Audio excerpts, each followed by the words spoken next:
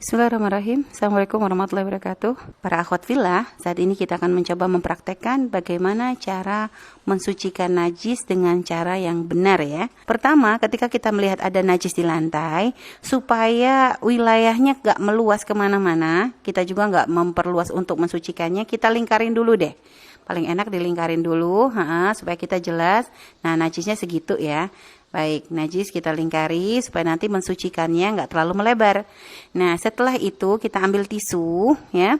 Nah, langkah pertama harus dilakukan adalah kita menghilangkan ainun najasahnya terlebih dahulu. Nah, ketika ainun najasah itu apa sih? Ainun najasah adalah najis yang kelihatan. Nih, nampak oleh mata kita, nih bentuknya ada. Terus setelah itu ambil lagi, ini ambil yang untuk cairnya juga ya, dihilangkan dulu cairannya ya. Baik, najis yang cairnya kita hilangkan. Setelah itu kalau masih kelihatan agak basah-basah, maka dikeringkan lagi, ambil lagi satu tisu ya, kita keringkan supaya tidak ada sisa-sisa bebasahan ya. Nah, ini kadang ya, najis yang menempel di lantai ini ada kadang begitu dihilangkan dia udah nggak ada bau, nggak ada, karena bentuk yang disebut ainun najasa nggak cuma bentuknya, tapi ada rasa, ada warna, ada baunya.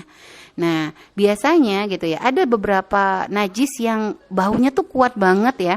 Mungkin para akhwat juga tahu gitu ya, ada kotoran ayam itu beda-beda. Ada yang kadang nggak ada baunya, ada yang kadang bau banget gitu ya.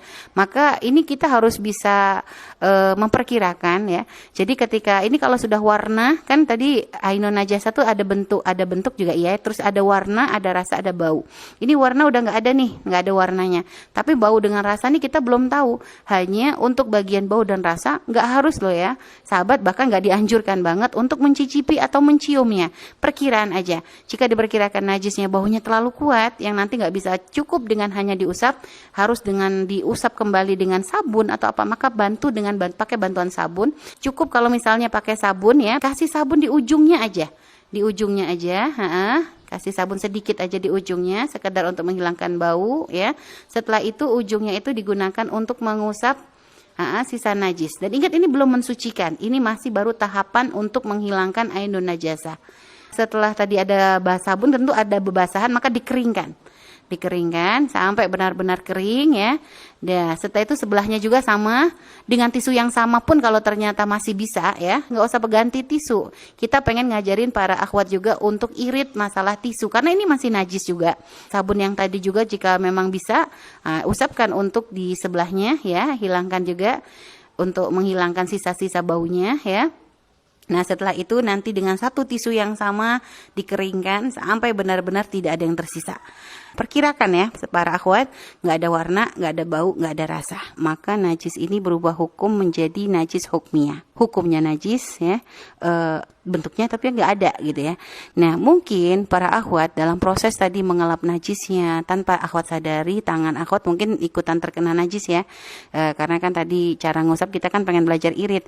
Tadi pakai ujungnya, lalu dengan sisanya, mungkin tanpa disadari terkena najis, maka caranya berarti akhwat harus mensucikan tangan terlebih dahulu. Atau kalau mau sekaligus nih pengen mensucikan airnya, tangan sekaligus sama lantai yang terkena najis boleh, tapi dengan catatan tangan akhwat jangan sampai berada terpisah dengan lantai. Karena kalau nanti ibaratnya akhwat mencuci tangan ya di atas najis tadi, maka sisa air yang jatuh dari tangan akhwat itu namanya air mustakmal, berarti nggak bisa digunakan untuk mensucikan lantai. Jadi supaya dapat semua, tangan kita suci, lalu lantai juga suci, maka disiramnya berbarengan dengan tangan yang nempel di lantai, jadi tidak terpisah dengan lantai.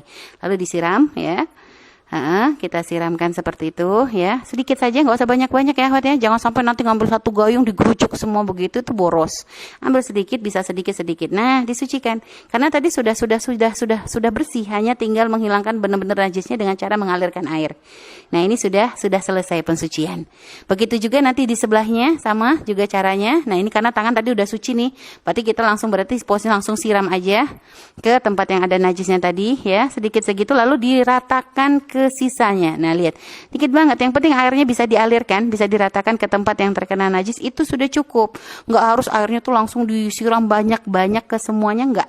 Cukup taruh di tengah, nanti setelah itu diratakan ke sisa-sisa dari tempat yang memang kita yakini ada najisnya. Nah, ini sudah proses pensucian, sudah beres. Tinggal sekarang ada kita pengen mengeringkan ya, karena di lantai supaya nggak licin, biar anak-anak nggak jatuh.